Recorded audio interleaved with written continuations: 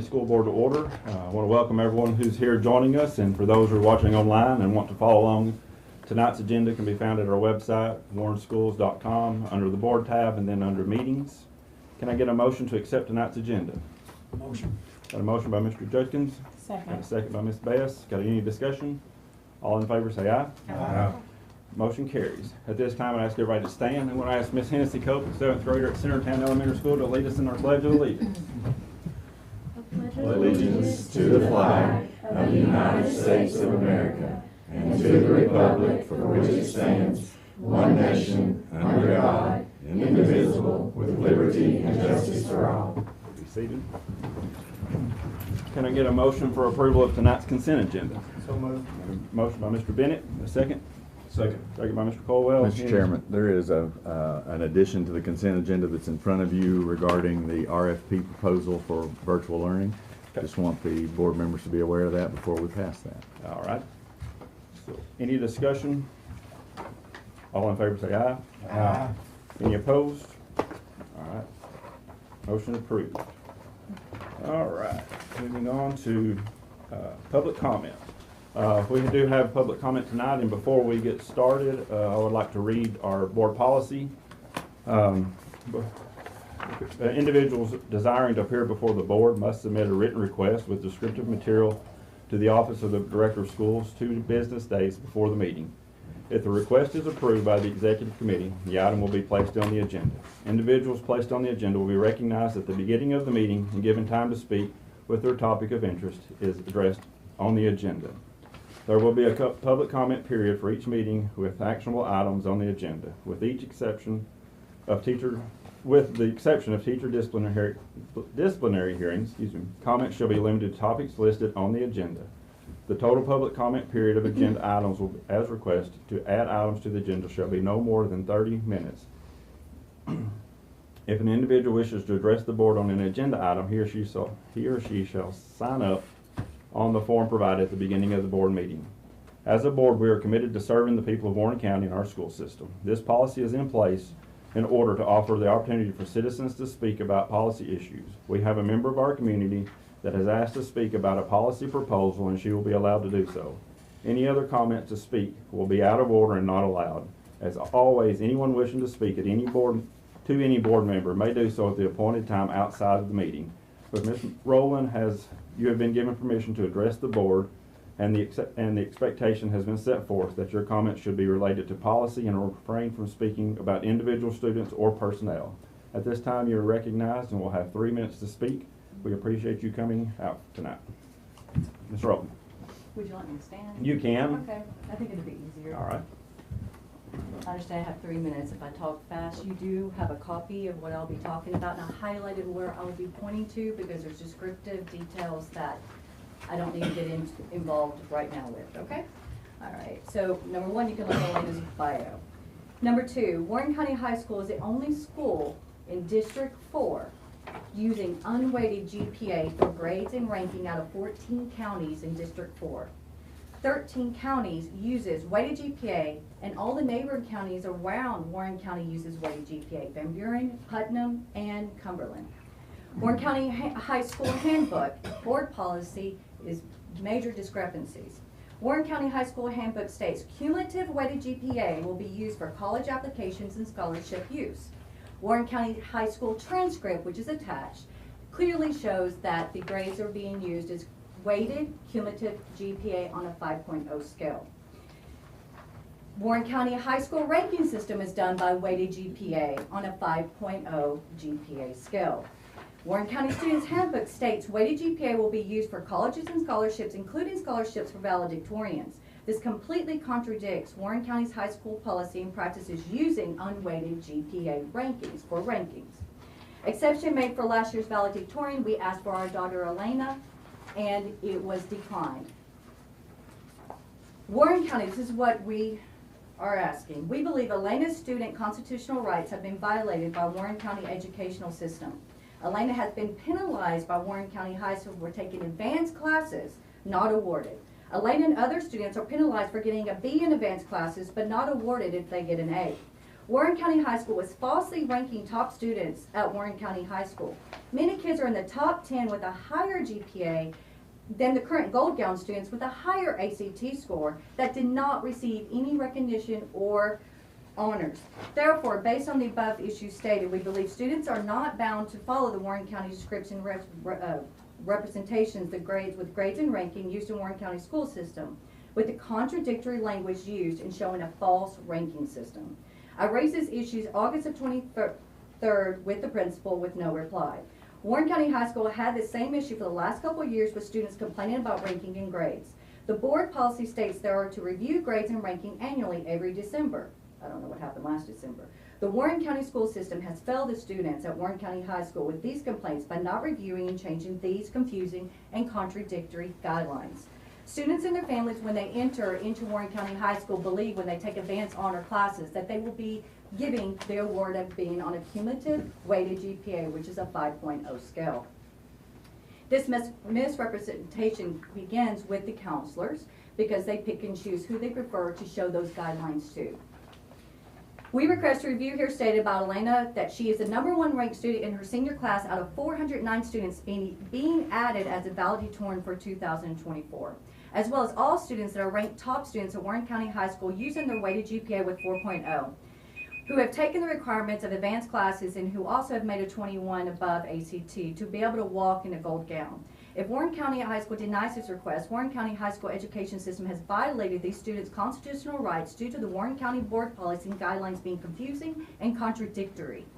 And the guidelines and penalizing these students for taking advanced classes and not being awarded. Thank you. Thank you.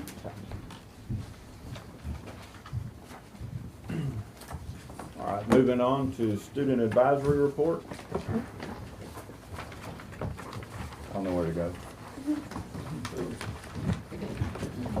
Mr. Chairman, just to also let you know, we have instituted the practice of having one of our student advisory board members sit with us.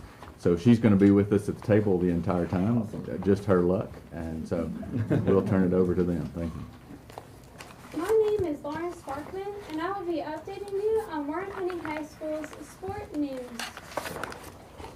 Congratulations to the archery team for placing 7th overall this past weekend. And they also placed 2nd overall in White County. They placed 7th this past weekend. Congratulations to some band students whom TTU selected to participate in the TTU Festival of Winds and Percussion Honor Band. In basketball, Tracy Terry, Alex Van Buren, and Devin Fish were named All-District, and the Newcomer of the Year was awarded to Keaton Reno. The Pioneer Battalion drill team previously placed 1st in the squad unit inspection, 1st in the strength test, and 3rd in the color guard. Recently, they placed 3rd in the ladies color guard unarmed division. The battalion will be hosting the 36th Annual Drill Competition on the 2nd of March. The cadets will have their annual military ball on the 23rd of March. My name is Colin Tetherow, and I'll be reporting club news. January 21st through the 27th was School Board Appreciation Week, and we are not present at that month's meeting. So we express our gratitude by having our culinary students make you all treats in the blue boxes.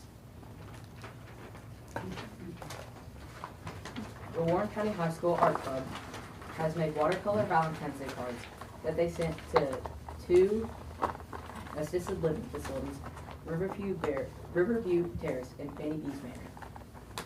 The Black Student Union hosted a fundraiser for the Belvins family after a devastating house fire that helped out the family, and the club also spent their time to help the home organization renovate a women's shelter. The culinary students competed in a recent Pro Start competition for the first time in Warren County history. The Tennessee Junior Chef Team has made it through the first round of competitors, and the recipe will be competing in March. The Multicultural Club has hosted a fundraiser for the Cruz family at their tragic car accident. The club sold various treats during lunch all week. The club also hosted a Valentine's Day dance on February 16th, And then National Honor Society has provided over 30 bags of clothing, toiletries, and food for home. For their January service project and for their February project, they provided puppy food, toys, collars, leashes, treats, and cleaning supplies for the Viola Valley dogs. I'm Ashton Crouch, and I will be updating you on the school news and our student advisory committee principal meeting. The MTSU athletics department came and spoke with our students regarding compliance for post-secondary athletics. A breakfast was provided by the culinary staff and students on February 1st for showered teachers of kindness. A teacher versus students basketball game was held on February 9th. Area 9 Special Olympics basketball game was held on February 23rd. FFA members provided a breakfast to the facility, faculty, and staff in appreciation on February 23rd to end National FFA Week. On Tuesday, February 20th, the Student Advisory Committee met with Mr. Lippy, and the following was discussed. The bell schedule for the 2024-2025 school year. The gym lobby and cafeteria have been recently repainted. The cosmetology lab needs a window clean or window shades to block everyone from seeing in the hallways at all times. This is a safety concern. To get the CTE boards updated so they can accurately describe the CTE programs of the study of the WHS offers to assist freshmen and sophomores in class registration. And several updates below have been proposed and are being considered and discussed by the administrations. Any questions for these? We want to say thank you for the treats for sure. Those were very nice. Thank you very much. I see Ms. Sparkman at Central Church of Christ. She's there every time the doors are open, so she's very active, and thanks to you all. This is a pretty ambitious report. It really is. They're covering a lot of territory. The Black Student Union, we had two of their officers at the Rotary Club and did an outstanding job as presenters at the Rotary Club. And that was a couple of weeks ago. So, thank you all. Thanks, Thank guys. you.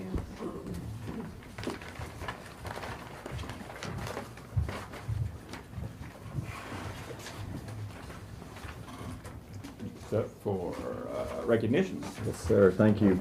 So we're going to actually recognize two groups of folks tonight, and I'm going to walk to the front, I guess, in order to do that.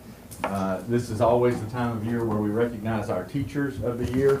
They were selected through a process through their schools, and then they went forward to the district, and we select 3 Teacher of the Year candidates in each grade band. So excited as always to recognize them for their hard work. And so the first one we want to recognize is our pre-K through 4 Teacher of the Year is Miss Katie Castleman, who is at Hickory Creek. So Miss Graves is here with her, so come on up, both of you.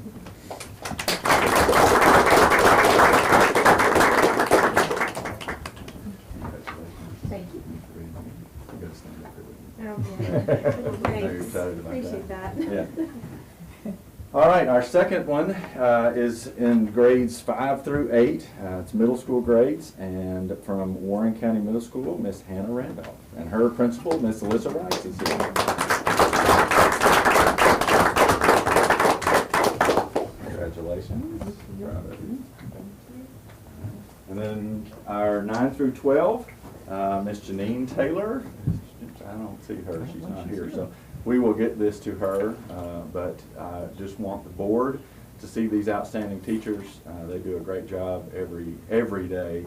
But now, your award for winning Teacher of the Year is you get to do lots and lots of paperwork as you move on to the next award.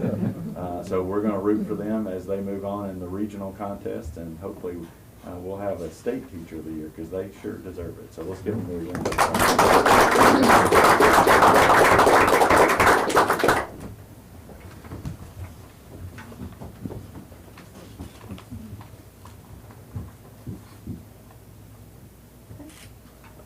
Want to come up? It's like paparazzi. All right, congratulations. Thank you all.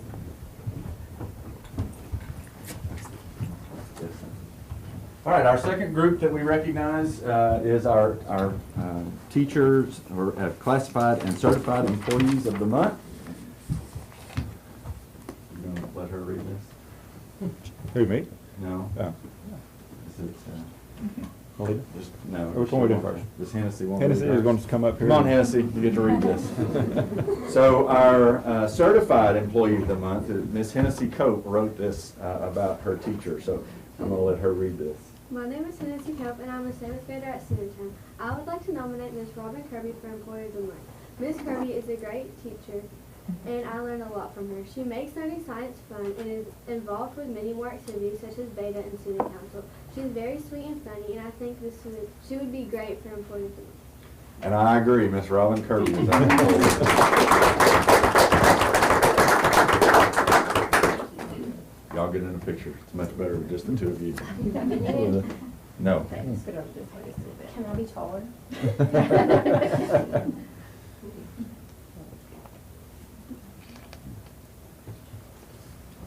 Thank you both. Congratulations.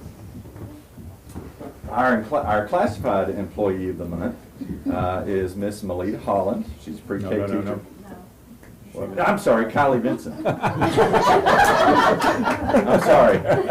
And Melita made the recommendation. Do you want to come read this? No, I'm good. You Okay, all right. Come on. I'm sorry, Kylie. You're gonna have to I come up here. apologize. I went one line down. Come stand up here. So I'll read this since I've already screwed it up once. I would like to nominate Kylie Vincent for Employee of the Month. She is the Morrison Pre-K assistant. She goes above and beyond what is asked of her in her duties. She is what makes our classroom so successful. She works hard and loves all the students as her own. She is truly a joy to work with and makes coming to work more joyful for the students and the ones who work around her. She deserves this award for being so outstanding. So congratulations.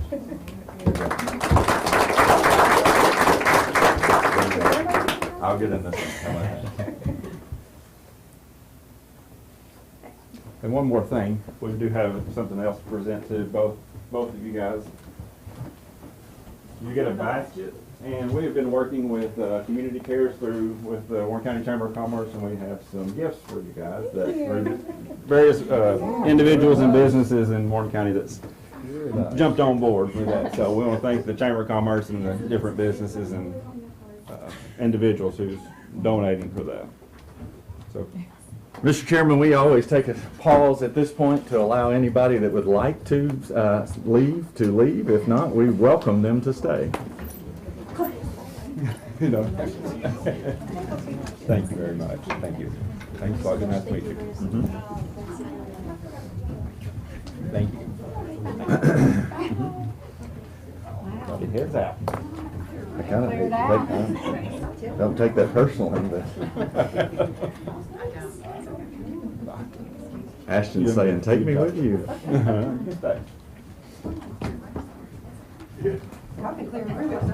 That'll do it every time. That's right. Sorry, Ashton, you have to stick around with us. She's going to learn something. I'm sure. All right, moving on to facilities and resources. I'm going to let Mr. Northcutt give this update if he wants to. Sure. Why not? The construction updates for this month, middle school parking lot, we finally have those screens going up. And I've been noticing that. yeah, and they look good. They do They look really really good. do. The contractor actually told me that they're expected to be done by the end of this week. So we get all that done, get them out of the way, and we can move on finally. I really take offense that he's surprised at how good they look. I mean, we worked hard on it. They do look good. Yeah. Well, you know what promised they would surprises look me good. though, is I picked the color Yeah, out. okay, That's what surprised. that does make me feel better. So. Okay, Centertown, I understand that, Chris, you was out there. I was the there other this day, morning and And I was there Friday, and it is really you coming can't even together. tell, it just, Yeah, it's yeah. amazing. If you walked down that hallway, you couldn't tell where the old and the new were. Went through there this morning. I mean, it's that good. It's that good. Friday, they were putting on door hardware and just little finishing touches. They've got to wax the floor, clean and wax the floor, and then some stuff outside. They got to move that fence. Miss Callan wanted that fence moved, and we decided to do that, and just little stuff, and it'll be done. Of course, they had a June deadline with it, and they're gonna finish way before then, way before. We just went out and walked through the COVID center here. They're beginning to insulate walls, and they put some window frames in there going in. They're so they can get ready to measure for glass. They'll be getting that ordered, and hopefully all that will come together and get it into the dry real soon, to where they can start putting sheetrock up and things like that, and it'll move on pretty quick, or it should, once all that gets in the dry. That's all I've got on the construction. Any questions? Sounds good. Thank you, David. All right, operations. All right, thank you. We're going to continue with our school spotlights, and we're fortunate to have Ms. Kim Cantrell and Ms. Michelle Lewis from Morrison and West Elementary, respectively. They both have prepared a video for you, so I'm going to start with Morrison. And I will apologize. I watched it, and everything looks great. The sound may be a little funky because of the transfer from computer to screen here, but hopefully not.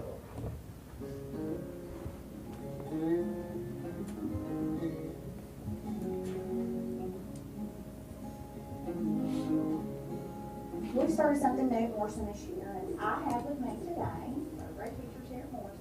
Miss Jessica Davis, Josh Farron, our interventionist here at Morrison. Special ed interventionist, our SRO officer, Bobby Pennington, Jennifer Banky. Two of our TAs, we have 6 actually here at Morrison.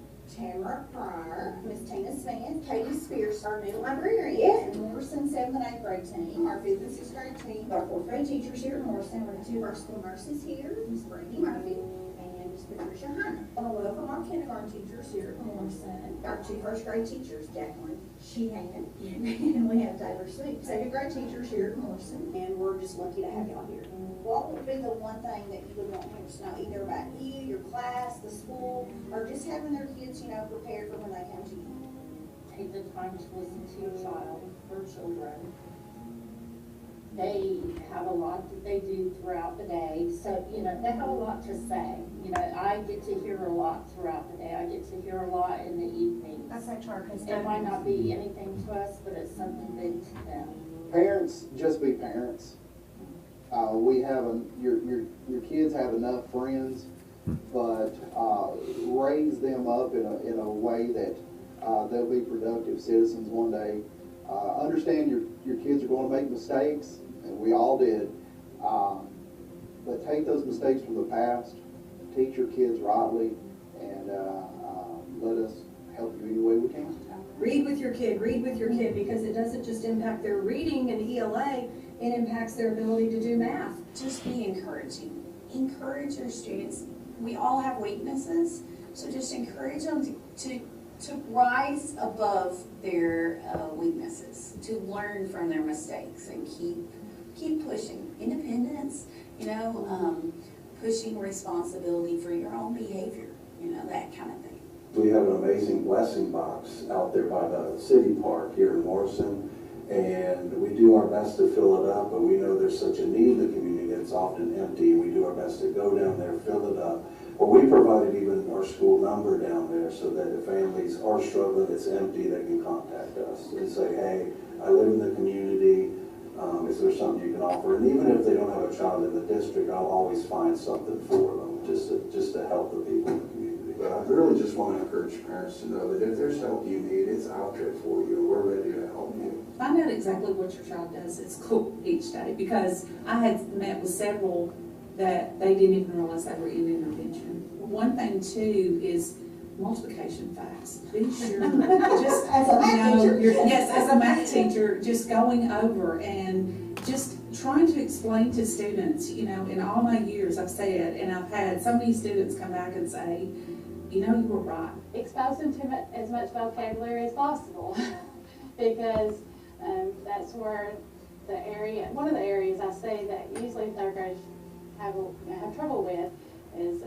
because I'm asking them to look in the text, look at that word and find out what it means. So if you can expose them to as many vocabulary words as possible and just read. Well, I appreciate all of y'all and the time that you put into our kids and to our school. Thank you very much.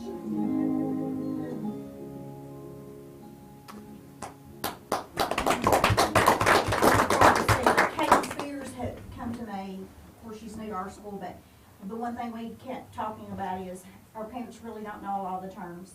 Progress monitoring, our screeners. So I got with Tommy at the beginning of this year, and so we actually have a video per grade level.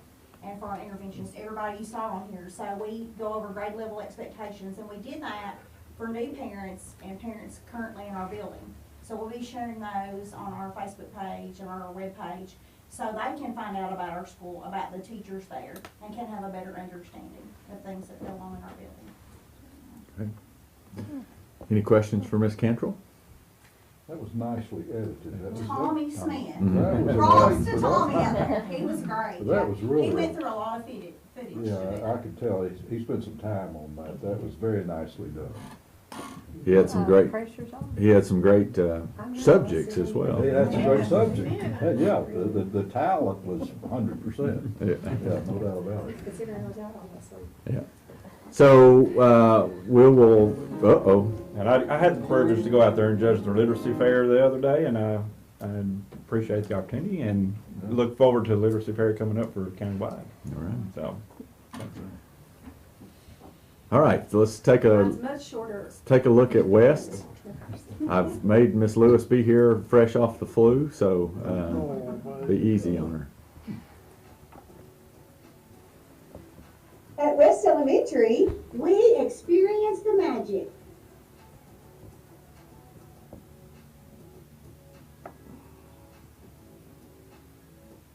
Lunch in the classroom, and you're gonna get peanut butter jelly.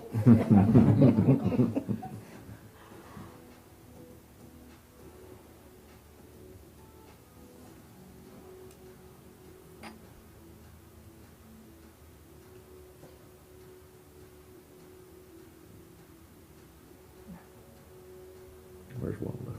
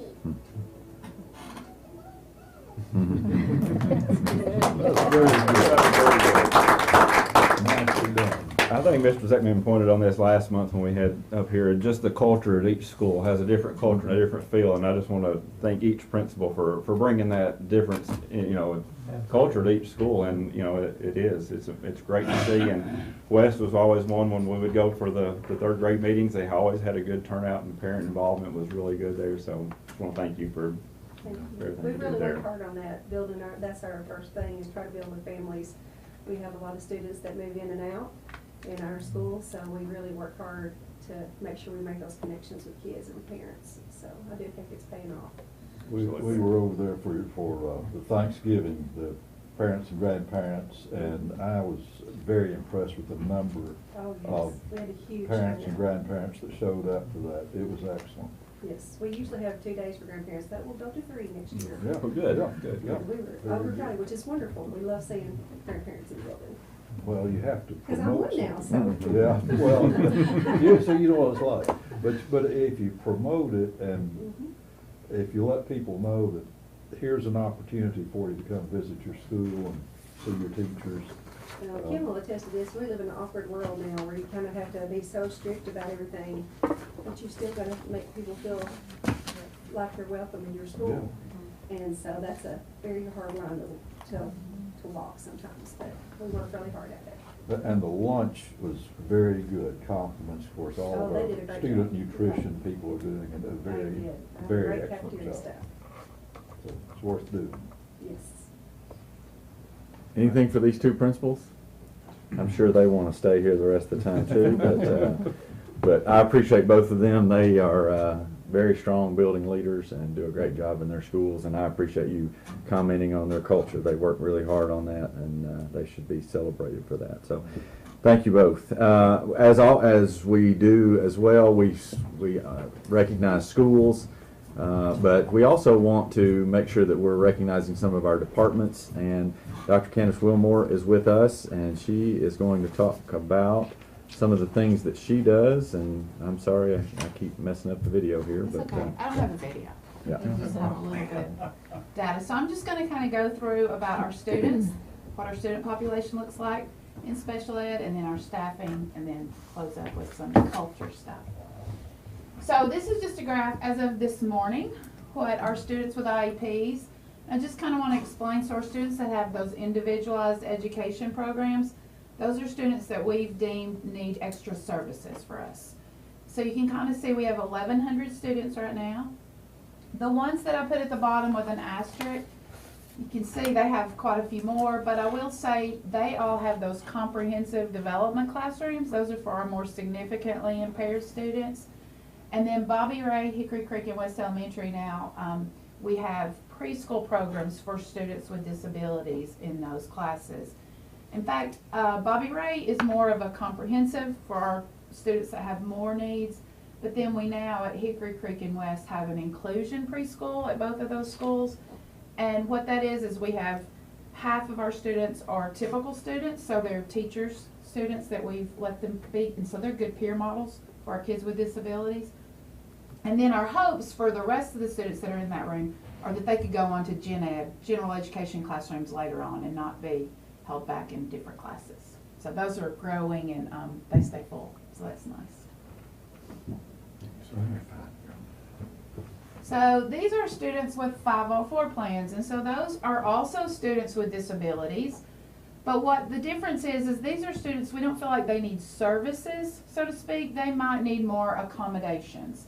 Maybe they don't need an extra reading class, but maybe they need extended time when they're taking a test. Or maybe they need a quiet place to take a test. Or maybe they need to see a counselor when they have a lot of anxiety. So as of right now, we have 290 students that have 504 plans. And as you can see, we grow as our grades grow. The middle school has more, and then the high school has the most right now. The majority of those, believe it or not, are anxiety now. We're just seeing more and more kids with anxiety that are needing plans to get through the day. And that says PPPS, I meant to say that on the other slide. Those are for our parentally placed private school is what they're called. Those are our homeschool students, our students that are at a private school, Boyd or Covenant or Westwood. So we have to serve them with the State Department gives us a special amount of money, and they say you have to spend this much money on those students. So we have, I think it was it 16 in the other, sorry? I went back, yeah. Yeah, 16 with IEPs, and then we don't have any with 504 plans. So. And this is just a range of disabilities that we have across Warren County. As you can see, the specific learning disability is our highest. So when RTI first came into play a few years ago, the idea was that it would lower those specific learning disabilities, that we wouldn't have as many. And it did for a while, but now we've been noticing in our instructional meetings that we've been having, a lot of those kids that have been in response to intervention are now They haven't responded as much, and we're getting the same numbers back, so it's growing a lot too. Speech and language is the second one, and last year speech impaired was a standalone eligibility, and then language impaired was different, and the State Department has put them together now, so we have quite a few more since they're added together. And then the one on the end, autism, that one is really growing. It seems like we're having a lot more students that are being diagnosed on the spectrum. Used to that was divided out, but that goes everything from full-blown autism of students that are nonverbal all the way up to Asperger's. So a lot of our students are really high cognitively, but maybe they have social impairments and things like that. And then I wanted to give you an idea of our teachers and paraprofessionals, really all of our staff. So the light blue are our teachers at each school, and the dark blue are our support, our paraprofessionals that we could not do any of this work without. They're so good. And then the last column is the support staff, and that really includes, we now have an occupational therapist that works with us full time, and it's so nice we don't have to contract that out. She's been so helpful to be able to go in, you know, if teachers are struggling, like this child doesn't know how to hold a pencil, she can just pop in the room and help, as opposed to making a student have a disability. So that includes her, that includes our school psychologist, includes our speech and language pathologist. We have 3 behavior interventionists, gifted personnel, and then we have some other educational diagnosticians that help us do assessments. So, any questions about the special ed part? Students, teachers, staff? Okay, well, I want to move on. Part I love to talk about. As you know, I've talked a lot about capturing kids' hearts. I've come and talked to you guys about it. That's a big part of our work now, and this is just the stuff we've done this year with them. We are staying focused on them because part of our strategic plan is still about our climate and culture, and they've really helped us a lot with that. You can see where we've been trained, and then they have some strategist visits that they come in, they go to all of our schools, kind of walk around and see what's going on. They pop in classrooms and see if they're doing the work. So it's super helpful. The bottom one is, it says CKH Premium, and the next slide shows what that is it's just like having a subscription to their website, but teachers, us, anyone can get on there at any time. And their resources, they're just hundreds of resources. If a teacher wants to know how to greet students at the door, she can type in greeting students, and it gives you a bunch of different ideas on how to do it. The 28 Days of Kindness, February, that month, it was Kindness Month. So there were lots of different activities for teachers. I know Grant and I both use them when we have staff meetings. You know, if I'm thinking of, we want to end with a lunch, and I can't think of something, I can go on there and find it. And they update those all the time, so they're very relative to what's going on. My morning email, I don't know that you all see that, but Monday morning it was about kindness today, and it was from this, I stole it, don't tell anybody. But I did. So, and just to remind you, the reason we kind of started working with Capturing Kids' Hearts is when Dr. Swallows first came on board.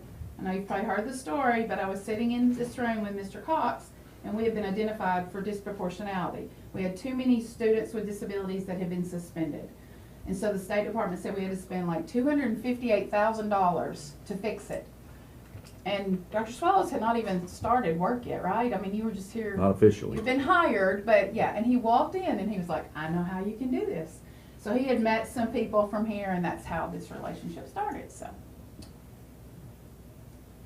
I did want to show this. We've really been looking at climate and culture stuff, and Capturing Kids' Hearts does a survey. They do it twice a year. There's a mid-year survey and an end-of-year. And we just got the results for this not too long ago, and it's pretty promising. So you can see down at the bottom, anything that is in green is above average, above the national average. So the top numbers are our numbers, and the bottom numbers are the baselines. And you see it says NSS. That's to be a national showcase school, and that's one of their awards. Some of our schools have won that, and we're waiting to hear for this year. We think some more are going to win. So we're really, with the district staff, with climate and culture and the implementation, and then with the administrators under campus leader, we're above average. We're right below average on the campus staff. And so I'm going to show you just a couple of pictures of what those surveys look like. Again, anything green is good. And then the baseline is more the average. So these are questions that they ask administrators, supervisors, and you can see some of the things like, do you greet your staff and students with a smile, positive tone? Those kind of things. So they ask all the administrators or supervisors to rate those things so we can kind of see where we are. And we're going to be able to use a lot of this data in our strategic plan, we hope, to be able to say these are some things we do well, these are some things we need to improve on. And then this one is a little bit lower. It's still not super low, but we don't have any green, as you can see. This is more for teachers and staff. And so as of today, 341 people have responded.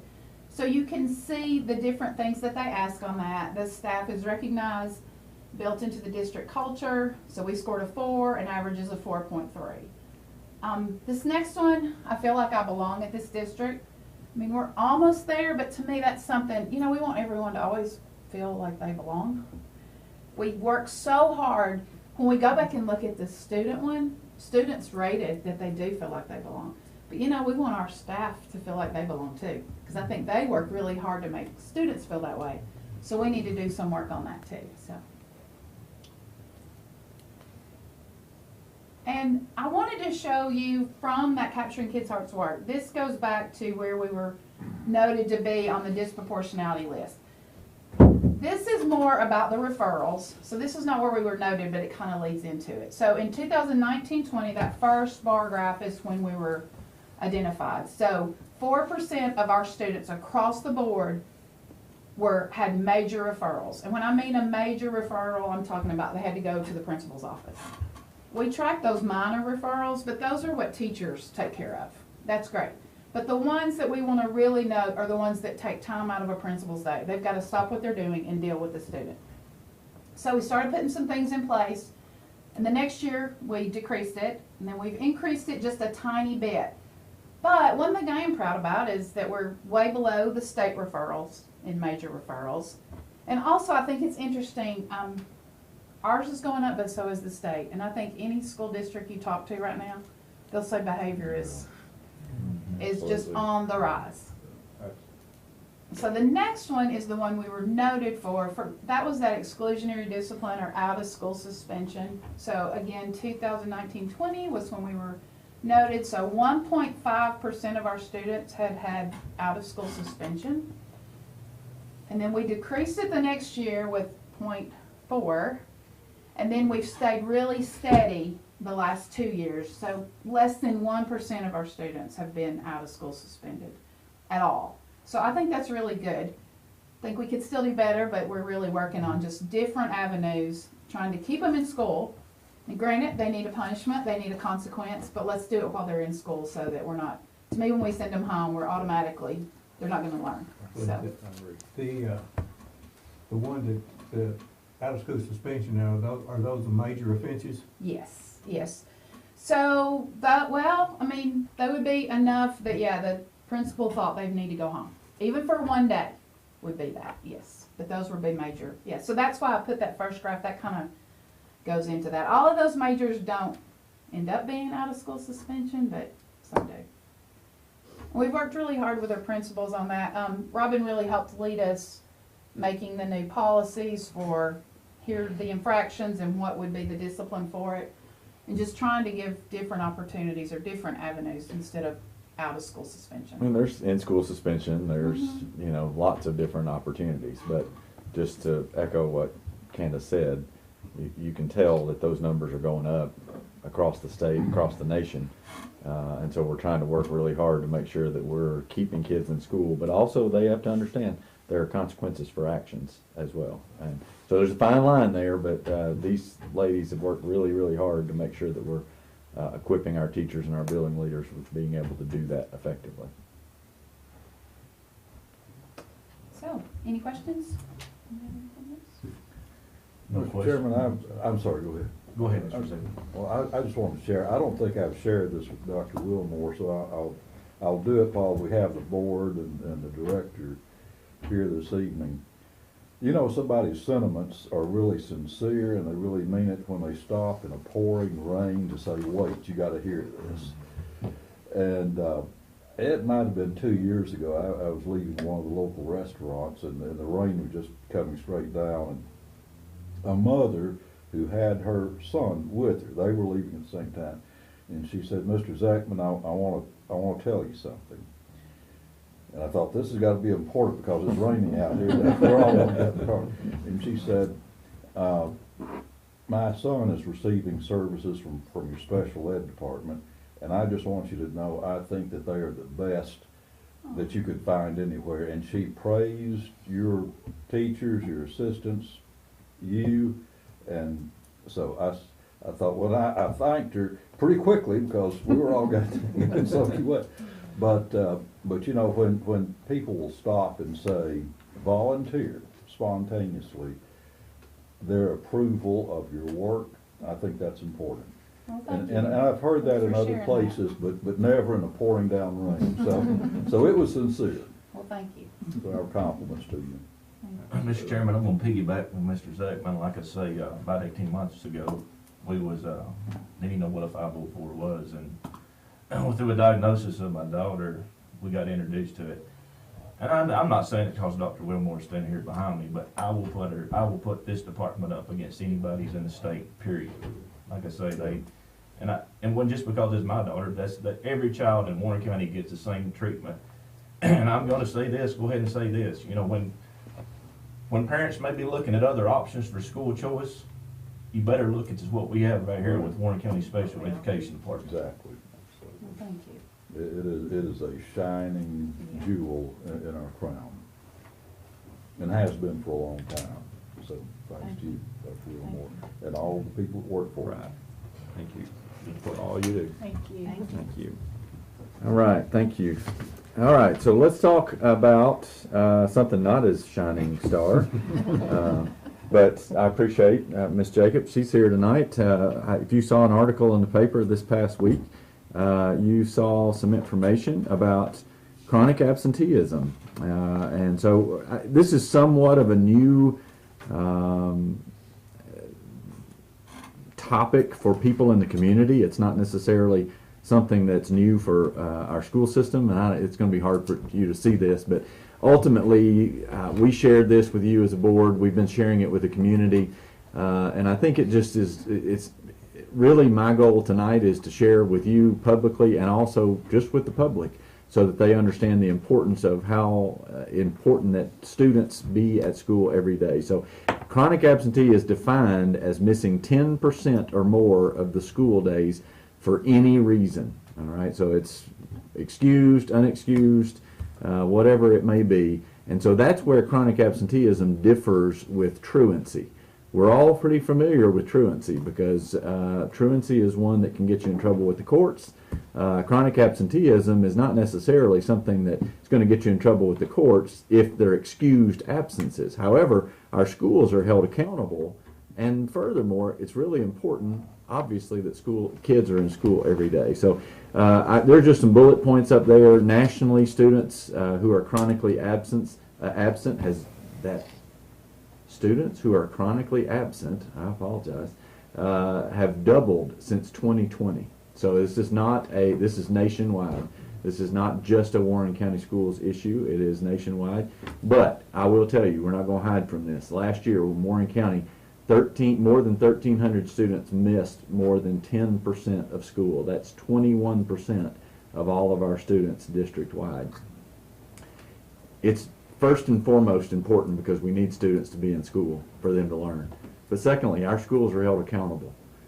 When we get our letter grades, when we get our growth scores, when we get all those things back, chronic absenteeism is a part of those grades. So we receive a grade based on chronic absenteeism. So there's some bullet points up there of why it's important that chronic absenteeism is addressed, because it says better attendance rates improve graduation rates, they improve academic achievement, but also it's important because we're raising the next generation of workers in our community, and it's important for our business owners to have people that are going to show up to work every day.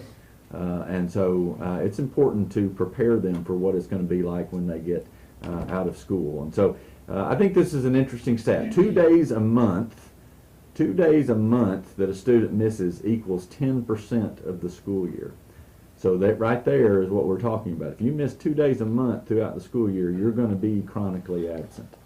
And so we're trying to help parents understand the importance of this. Now, obviously, we understand the difference of, we've got a lot of flu going around right now, and so if students have a fever or they're sick or things are going on, then we're not asking them to come to school in that. But what we're asking for is to limit those absences in other places. I think we've gotten to the point of feeling like we can potentially miss school in other ways because potentially we're getting a doctor's note or something else that might go along with that. We may go to the doctor and get checked and we're fine, and we miss 2 days because we've got that doctor's note. And so it's important, I think, for our community to understand that this is an issue that's facing us. I will tell you that we have begun as a district leadership team tracking chronic absenteeism. And as of today, for those students that are on track to be chronically absent, we decreased from 29% to 16%. So that's almost half of a decrease. However, it is February. March, April, and May, as Mr. Bennett knows, it's hard to get kids to school, right?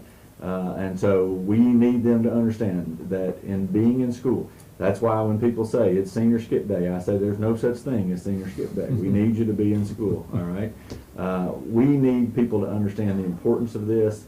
We need our schools to understand the importance of it. They work really hard to try to communicate that. We sent this out via email to some parents, and I think they thought we were sending it to them to say, hey, you need to get your child in school. And, I think some people got a little, hey, why are you sending this to me? That was not the intent. We're just simply trying to increase awareness. That's why I wanted to take 5 minutes of your time tonight just to say we're going to be following up now with some extra additional things. And at some point in the next month, we hope, those students that are on that list, the 16%, they will get a call and that says, hey, you're on track to be chronically absent. Please make sure that you're at school as much as you possibly can be over the next couple of months. Again, it's important for them to be there, but at the same time, it would help us a lot accountability-wise if we're in school. So happy to answer any questions about that. Ms. Jacobs did a great job of detailing that for us in the paper this past week, so I appreciate her doing that. But I'm happy to answer any questions on that if you have any. I did have a parent ask me and said, did everybody get this or just the bad parents? I was like, oh, everybody got it. Well, you can let that person know. I got it too. That's what I told us. I got one too. Yeah. This is such a nationwide problem that I seen this, I guess it was probably about a month ago on the news. The state of Ohio was trying to push legislation through to compensate kids that come to school. I don't think it's gaining much ground, but that's how serious that the Department of Education, the state of Ohio, is trying to combat this and turn it around. They're trying to pay kids to come to school. Well, Ashton will probably be in favor of that. I don't have to worry about her too much. Yeah. Well, something to think about. It's an attempt. Ohio was not the first to look at that. I think some people looked at it, but I don't know that it's ever really developed anywhere. All right, so one other item is just for informational purposes for you and our community. Lots of fourth grade parents that had students that were conditionally promoted this past year. We've set out trying to get them as much information as we could possibly give them. What I mean by conditionally promoted is that if you'll remember the third grade law, the Tennessee Literacy Success Act, gave a pathway for students who did not meet the proficiency barrier or the proficiency line, a conditional pathway to be promoted to fourth grade. There were some different options for that. They could they could do the retake. They could attend our Acceleration Academy or summer school. They could do tutoring throughout the fourth grade year, and some of our students had to take all that. That attributed about 95 of our students that were promoted to fourth grade, so they were conditionally promoted. We said at that time in those third grade meetings, many of you or all of you attended, you'll remember we used the term adequate growth in fourth grade. We had a lot of questions from parents at that time about what is adequate growth. And I think if you'll remember, my answer at that point was, we don't know. And so here's the problem. It's February of 2024, and we really still don't know exactly what that means, because the Tennessee State Board, they met last week and undertook, they've looked at this now for 2 meetings, and they have a definition of adequate growth that I'm happy to walk you through right here, but I'm telling you, you will not understand it. But I'm going to do it real quick just because I feel like it's important to do. This is the formula right here that shows you what a conditionally promoted 4th grade student would have to do in order to be promoted to the 5th grade. All right. So what they're saying is that there's a 50% probability. That's where students want to be. They are projected each year on what the percentage is that they would be proficient in ELA. Have I lost you yet? They get a projection every year of what it would take for them to be proficient in ELA. So let's say Grant is a 4th grade ELA student, and we go and we look at that projection. So this 50%, my projection would be subtracted from 50%. So let's say my projection is 45%. So 50 minus 5, I'm sorry, 50 minus 45 is 5, right? So that would be divided by 8 years, because what the state is saying is that we want them to be proficient by the time they take their last test. That would be their 10th grade year, so they're dividing it by 8. And so what they want to do is that gap, so that 5% gap, they're going to divide it by those 8 years so that every year, hopefully they're making that progress to where they're proficient by the time they make the last test. They take the last test. All right? So it'd be 5 divided by 8. I don't even know what that number is, but you can do it on your calculator real quick. But basically what they do is then they go down and take that number. You can see what it says, AG target. That's the original number of percentage up here, plus this divided number here, and equals 28.1. So what the projection in 5th grade would be 28.1. If their projection next year is meets that number, then they will have be considered to have made adequate growth. Does that make sense? So yeah, I can tell. So I took this through with a room full of 4th grade parents, and they had much the same reaction that you do. Now here's the issue: we don't normally get projections for the following year until October. So I'm not sure how that's going to work, other than they tell us we're going to have the new projections by July 1. All right. So here's what I want to say to you. You're probably going to get some frustrated 4th grade parents, because they are not going to know. Those 95 that were conditionally promoted, when they take the test in April, they're going to get their result back from the test. But that does not tell them whether or not they made adequate growth. They're going to have to wait until July and that projection comes out before they can understand whether they made adequate growth or not. The other frustrating part of this is that I can't tell a 4th grade student, hey, you've got to answer 6 questions. You've got to get 6 more questions right than you did last year. There's no way of knowing that, because ultimately that projection is against all other 4th grade students throughout the state of Tennessee, as well as the students' testing history.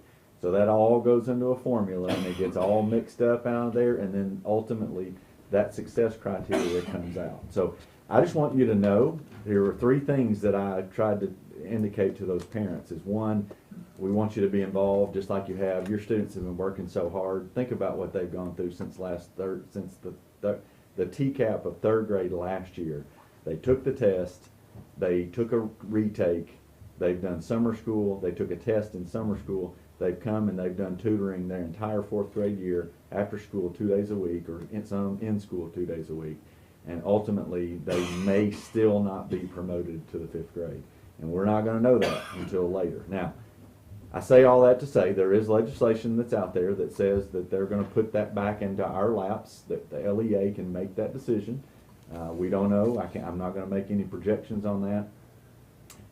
I also told those fourth grade parents that ultimately I would never ask them to have the mob mentality with their legislators, but I have asked them to reach out to their legislators and let them know how hard their kids have been working. We want them to be proficient, but ultimately this is really, really complicated. We're not going to know what it's going to look like until July, and then we're going to have to make some decisions on that. So I think it's important for you to know, because there may be some frustration from parents, probably going to be a lot of frustrations from teachers, and they're, ultimately for the school efficiency standpoint, fifth grade roles and rosters are going to be hard to finalize until we know who's going to be promoted and who's not. So this is a big issue, one of which that I think fourth grade parents that were conditionally promoted feel like they've had the rug pulled out from under them a little bit, and rightfully so. But I'm hoping that we'll get some leniency from the state on this, but I'm not convinced of any of that. So happy to answer questions about it. Again, this was more for your information and for the public's information. No action for you to take, but just wanted you to be aware. It's obvious that whoever's in charge of this appointment aren't fourth grade parents or teachers. Yeah. So there's a date in July. From that interval till August, we start. That's the only time we're going to have any certainty about. We are being told that July 1 we will have that projection, and so then we can take the formula and run it through individually for the student, for them to be able to understand whether or not they made adequate growth. So it's that interval from early July to August from the start. Well, we should be able to pretty quickly do that once we have the next percentage. But yes, I mean, really the problem that I hate is all of June they will be in limbo. One thing I should say, if one of those conditionally promoted students meets expectations on the TCAP, then they would be promoted. They don't have to wait till the July. That's correct. They would not have to wait until July, because they would at that point be considered proficient. Okay. And we'll hope for that. Again, possible legislation could take effect July 1, that we could have a little more leeway on.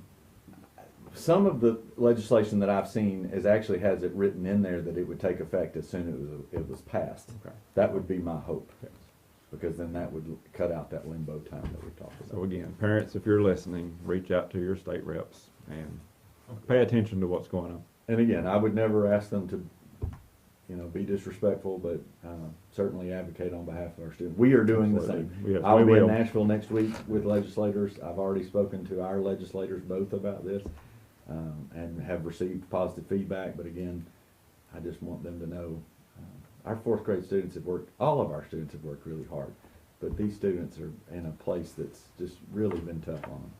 For the last 4 years, actually. That's I mean, right. they've had a rough go. All right, any other questions on that? All right, so time, I guess now for you all to do some work, sorry. So you've got a proposal in front of you. They're actually, it was in your board packet related to the new door locks. And so there were a number of quotes that you should have received in the packet. Not in the packet. It's in the board packet, it's in the email to Right, you. yeah. I apologize. It is, yeah. There are a number. So understand that one of the safety issues that was identified in our building last year, in our buildings last year, was that we have a number of different keys and door locks. I think it was interesting that Morrison and West were here together, because Morrison's a fairly new building. They still have the master keys that were set up with that building, but West is 60 years old, and you should see the key ring that Michelle has to carry around, because ultimately we just have had a lot of keys and a lot of locks changed, and so we understand that that's been a big issue. I've talked to you all about that, and so we have talked and gotten a quote to change every lock in our district to be under more of a comprehensive system. You can see the proposed lock standing over there on that door. We've actually had that lock in a couple different places. We've had it in a couple different buildings to let teachers take a look at it. It's app based, so teachers can use that on their app to be able to unlock and lock doors inside buildings. They also have a tag that they would be able to use, but it's not an internet based thing, because we'd be worried if it were internet based, if the internet went down, we wouldn't be able to get in anywhere. It's actually Bluetooth. So that keeps it from being able to be hacked and all the things that go along with that. It's battery powered. And so Eddie Hatfield, if you know Eddie brought this to me, and David, first of the year, the vendor came and walked us through this. I asked the vendor if they would allow us to have some prototypes of this lock so that we could test it. Our teachers felt really, really good about it. They actually were so upset, I think, when we actually took it to somewhere else. They were like, no, we want to keep this thing. So we're excited about this opportunity. You actually cleared the way last month with the funding, but I want to make sure that you're aware we were using some safety schools, or our Safe Schools money. And then the state identified about $259,000 of our safety grant, that because you as a board had made funds available previously that took care of things like safety film on our doors, the safety vestibules in our buildings, and lots of other things, we didn't have to spend money on those things. Warren County had already taken care of that. A majority of the districts around us are buying safety film, but because our district had done that previously, we're able to put that $259,000 toward this purchase. And so we had budgeted about another $200,000 toward this project, and so you did a budget amendment last time that would move about $291,000 over from our general fund, or our fund, to this project. And so if you approve tonight, the quotes are in front of you, we'll be able to change all the locks in our school buildings and our school district for a grand total of $837,295.26. $837,295.26. The next quote that we got was about 1.2 million. So that's quite a difference in the quote. So what you have in front of you is a sole source bid, so we do not have to bid it. So if you approve of this expenditure tonight, then we'll be ready to start changing locks as soon as we can possibly get it going. All right. Do I have a motion? Motion to approve new door locks district-wide. We got a motion by Ms. Bess. Got a second? I'll second. Got a second by Mr. Judkins. Any discussion? With these locks, will they have to be, the principal have to sign each one of them, or the code for it? Yeah, so good question. So that's one of the things Eddie and Ray are working through with each building. So for an example, Morrison, their locks are all the same. So there's going to be a lot different than what Wes is going to do. But there'll be a spreadsheet of how they assign all of the different things. And so we'll actually also, because of Eddie, we have these tags. I have mine on the back. You can't see it. But those tags, we're going to continue to use those on the outside parts of the building. But these new would go on the inside parts of the building, and they will be assigned just like the principal. And so, again, one of the problems we have is that there's been a lot of keys that have floated around here for a number of years. So a lot of people have access to our buildings that we need to be able to limit. And so that's why, good question. Principals will have access. Eddie will obviously be a resource to be able to do that and make sure we're... Now, I will also tell you, it'll be a process. I mean, it's going to be some growing pains until we get to this, but I also am extremely excited about the opportunity to put new locks and a master lock, a master key type system district-wide, as opposed to being able to piece things together. How long will you think this is going to be take? David, I guess they'll go school by school and just start somewhere. And pretty quick. Yeah, it'll go quicker than what you would think. There's like What, 1,500 lots? It's So a it lot. says in, yeah, each school what's, yeah, in these. So really, they're not gonna change a whole lot of lock, they'll just come in and change cores, Yeah, and yeah, they'll just take that core out and be able to add a new core, or add that door frame to that, so, if you add that, I mean, I can give you a demonstration, but you probably don't wanna take board meeting time to do that, but, there's an app on our phones that we can go through. One of the things that I think students, right now, because interior doors are locked, if somebody's gotta go to the restroom, you gotta come back and knock on the door to come in. So that's why those tags, I think, are important, because they can take a tag with them to the restroom, come back and be able to open the door and close it back and be It's able to. like a hall pass. It is, so they can't lose that, don't lose it. So, entry to a door will be granted, access will be granted by the principal or some responsible official. Each teacher will have Each teacher will have that access in their room. Okay. So if you don't have that tag or that out, you're not getting in That's correct. that door. But the perimeter doors will still be the same. Still Correct. will have to be buzzed in and. That's correct. What about metal keys? Does this just totally replace metal keys? It does. Metal keys, a thing of the past. There will be metal keys. Obviously, we're not gonna put one of those locks on a closet door. Yeah. There's no reason to do that, but, so there will be some keys, but it will drastically reduce the number of metal keys around. Connie Terry will be glad to hear that. Her key ring must weigh 10 pounds. That's right. If you ever look at that key ring. And again, I would caution you, I mean, we'll have some growing pains with it, we'll have to make some adjustments, but, again, this is something that I think has been long overdue, and, I'm excited about the possibility of getting this done for our district. Great. I know when I first went to Warren County High School and we had individual keys to individual rooms, it was a nightmare to keep up with the keys of every teacher. Right. It was a nightmare. I'm sure. Especially if they got out somewhere. That's right. Any other discussion on this? All in favor, say aye. Aye. Any opposed? All right, motion passes.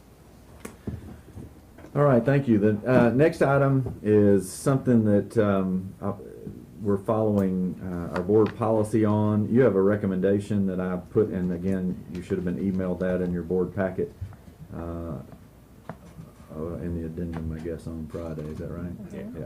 Yeah. So making a recommendation to this board pursuant to the board policy 3.210. We do have a board policy about how we name structures. David talked about we're getting very close to having wrapped up the new building and the parking lot at Warren County Middle School. I think it's only appropriate, and I'd like to recommend to this board that we name that new building the Tidwell Memorial Administrative Complex. Obviously, you all remember Mr. Gerald Tidwell, who passed away tragically in May of 2021. He had been the principal at that school for 10 years. And at that time, lots of folks wanted to do something to honor his memory. And I just remember vividly saying, there will be the right opportunity to do this. And I just feel like this is the right opportunity. And so pursuant to that policy, you have the recommendation from me and there. I did speak with a number of the faculty and staff at the middle school who were wholeheartedly in support of this. I will also say that I shared with his bride, Valerie, and she wanted the board to understand that how honored their family would be with this, and so I told her that I would pass that along. She said she would have liked to have been here, but unfortunately she has the flu. So she was on the video. We saw She her. was, yes. She was here in spirit. She was, and So, so Mr. Chairman, on the administration's recommendation and the fact that you actually surveyed other stakeholders, I would like to have the honor of moving for adoption of the recommendation naming the Tidwell Memorial Administrative Complex in honor of the late principal. All right, we have a motion by Mr. Zeckman. We got a second? Second. And a second by Mr. Bennett. Any other discussion on this? I think this is a fantastic idea, and, you know, I've talked to several of the staff at the middle school, and they are, you know, honored by this. And I think it serves us well. I think it's well deserved. Well Oh, deserved, yeah. absolutely. Absolutely. Joe Tidwell was a great guy. Any other discussion? All in favor say aye. Aye. Any opposed? All right, motion carries. Mr. Chairman, I'll add one item in the operations report. You have in front of you a budget amendment.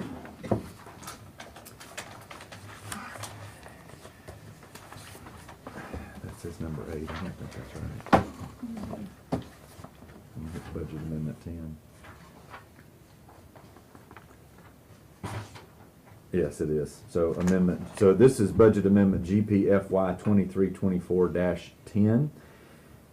On Friday, I attended an audit exit, and what happened was that our vendor with the county told us that we should put these funds in 71-100-722, 71-300-429, 72-30-790, and so on. And so after the audit, the auditors felt that that was not the right selection. And so they have asked us to move that money from those accounts into an unassigned account, $39,000.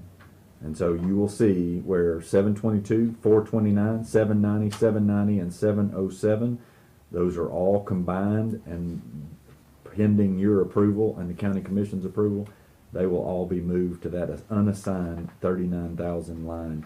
It is not spending any money. It's not getting any more money. It's simply moving all those from one line to another. But because it's across lines, we need you to approve that. All right. Can I get a motion to move said funds? So moved. Got a motion by Mr. Bennett. Can I get a second? Second. A second by Ms. Best. Any discussion on this? Will these at any time be appointed? They should. Okay. Yes, I mean, so ultimately, they were put in a line to spend. Right. And so ultimately, they will be spent, but we just have to move them to a different line per the auditor's request. Any other discussion? All in favor say aye. Aye. Any opposed? All right, the motion passes. And that's it for me. All right, under curriculum achievement, we have none. Other business? And I don't have any. Can I get a motion to adjourn? A motion by Mr. Colwell, second by Mr. Jenkins. All in favor? Aye. All right, that's it. Thank you. Thank you all. I have a question. Got a question for you.